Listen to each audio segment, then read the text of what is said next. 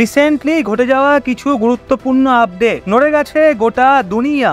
ভারতীয় নাম নিয়ে সংসদে আবেগী ইতালির প্রধানমন্ত্রী, সেই সাথে রয়েছে আমাদের আর্মি জেনারেলের এমনই বিরল দৃশ্য যা দেখে গর্বে বুক বাঁধছে গোটা দেশ। তো চলুন দেখি। ইতালিতে ভারতীয় নাগরিক শতনামের মৃত্যু পুরো দেশকে নাড়িয়ে দিয়েছে। শুধু ভারতই নয়, এর ফলে ইতালি সবচেয়ে বেশি ধাক্কা খেয়েছে। গোটা বিশ্ব ইতালির ইমেজ নষ্ট হয়েছে, কারণ ওই দেশে কাজ করতে যাওয়া একজন ভারতীয় লেবারের অস্বাভাবিক মৃত্যু হয়। মৃত্যু বলার থেকে সেটা হত্যা বলা ভালো হবে। কেন বললাম কথাটা বুঝবেন। ইতালির প্রধানমন্ত্রী জর্জিয়া মেলোনি এই ঘটনার জন্য প্রচন্ড রেগে যান। সংসদে শতনামের নাম নিয়ে যেভাবে জর্জিয়া মেলোনি ইমোশনাল হয়ে পড়েন, সেটা দেখে গোটা দুনিয়ার নজর এখন ইতালিতে এসে আটকে যায়। ভাঙা ভাঙা গলায় মেলোনি না শুধু এই ব্যক্তির নাম নেয়, বরং সেই সাথে এমন কিছু বলে যা শুনে সংসদে উপস্থিত প্রত্যেকেই সিট ছেড়ে দাঁড়িয়ে পড়েন। আর তারপর গোটা সংসদ হাততালিতে ফেটে পড়ে। জর্জিয়া মেলোনি যা কিছুই বলেন তা শুনে গোটা দুনিয়ায় স্তব্ধ হয়ে যায়। দুনিয়ার বাকি দেশ এবং রাজনেতাদের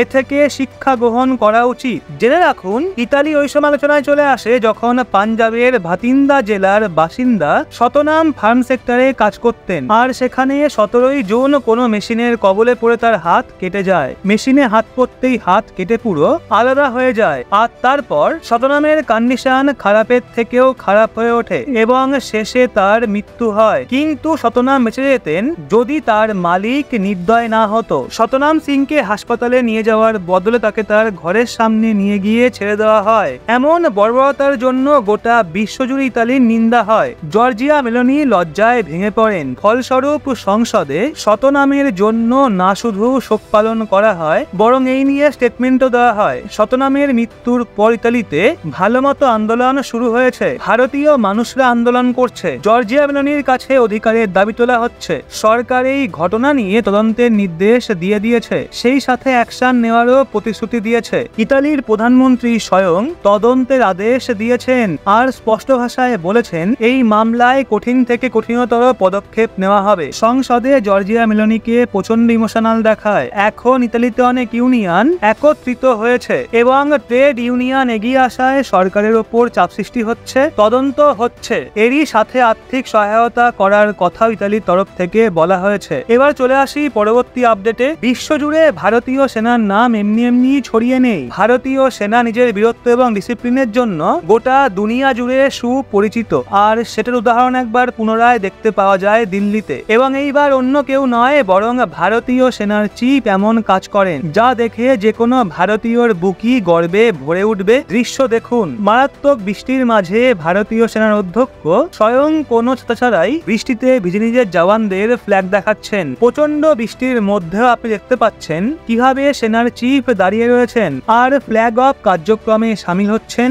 আসলে এটা D5 মোটর সাইকেল অভিযান ছিল, যেখানে আর্মি চিফ ফ্ল্যাগ দেখাচ্ছিলেন। এই কার্যক্রম নিউ দিল্লিতে রাষ্ট্রীয় যুদ্ধ স্মারকে হয়, যেখানে আপনি দৃশ্যে দেখতে পারেন ভারতীয় সেনার চিফ মোটর সাইকেলে যাত্রা করা মানুষদের গ্রিন সিগন্যাল দেয়। ছবিতে আপনারা দেখতে পারেন কিভাবে ভারী বৃষ্টিপাতের মধ্যে দেশের স্থল সেনা চিফ জেনারেল মনোজ পান্ডে দাঁড়িয়ে রয়েছেন। ওনার দিকে ওনার সেনা আধিকারিকরা ছাতা নিয়েও এগিয়ে যায়, কিন্তু তিনি ইশারায় না বলে দেন এবং তারা সেখানেই থেমে যায়। অন্যান্য স্টাফরা ওনার পেছনেই দাঁড়িয়ে রয়েছেন এবং তারা সবাই এই ভারী বৃষ্টিপাতে দাঁড়িয়ে থাকে আর মোটর সাইকেল অভিযানকে গ্রিন সিগন্যাল দিয়ে যায়। এই দৃশ্য যারাই দেখে তাদেরই বুক গর্বে ভরে ওঠে আর তারা সবাই ভারতীয় সেনার আর্মি চিফের প্রশংসা করতে থাকে। এই দৃশ্য দেখে প্রতিটা দেশবাসীর মনোবল বাড়ে, বিশেষ করে ওইসব সেনাদের যারা দেশের সুরক্ষার জন্য সীমায় মোতায়েন রয়েছে। তারা দেখে এটা বুঝতে পারে বৃষ্টিতে ভিজে সীমা সুরক্ষা হোক বা নিজের সেনাদের বাইক র্যালির জন্য গ্রিন সিগন্যাল দেখানোর কার্যক্রম, সব জায়গাতে সেনা আধিকারিকরা তাদের এই ডেডিকেশনের জন্যই গোটা বিশ্ব জুড়ে সুপরিচিত। তো বন্ধুরা, একজন ভারতীয় হিসেবে আপনার এই বিষয়ে কি মতামত নিচে কমেন্টে অবশ্যই জানান। আর সেই সাথে ভারতীয় সেনার জন্য গর্বিত হলে কমেন্টে জয় হিন্দ লিখতে কিন্তু একদমই ভুলবেন না। খবরগুলো ভালো লাগলে অবশ্যই একটা লাইক এবং চ্যানেলটা সাবস্ক্রাইব করে আমাদের সঙ্গে থাকুন।